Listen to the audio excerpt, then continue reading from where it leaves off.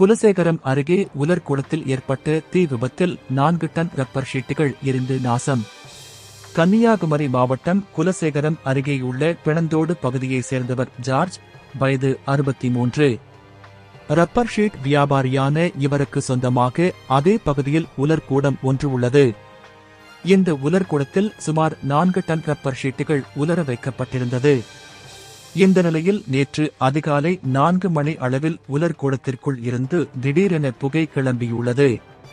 பின்னர் சிறிது நேரத்தில் உலர்கூடத்திற்குள் இருந்த ரப்பர் ஷீட்டுகளில் தீப்பிடித்து எரியத் தொடங்கியது. இதை பார்த்து அதிர்ச்சியடைந்த அங்குள்ள காவலாளி உடனே இது பற்றி உரிமையாளருக்கு தகவல் கொடுத்தார். அப்போது அவர் விரைந்து வந்து பார்த்தபோது உலர்கூடத்தில் கரும்புகையுடன் தீ மளமளவென எரிந்து கொண்டிருந்தது. உடனே அவர் இதுகுறித்து குலசேகரம் தீயணைப்பு நிலையத்திற்கு தகவல் கொடுத்தார். பின்னர் தீயணைப்பு வீரர்கள் விரைந்து வந்து தண்ணீரை பாய்த்து தீயை அணைத்தனர்.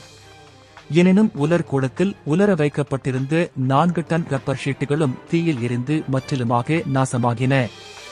இதன் மதிப்பு 7 லட்சம் ரூபாய் என கூறப்படுகிறது. தொடர்ந்து இந்த தீ விபத்து குறித்து குலசேகரம் போலீசார் விசாரணை நடத்தி வருகின்றனர்.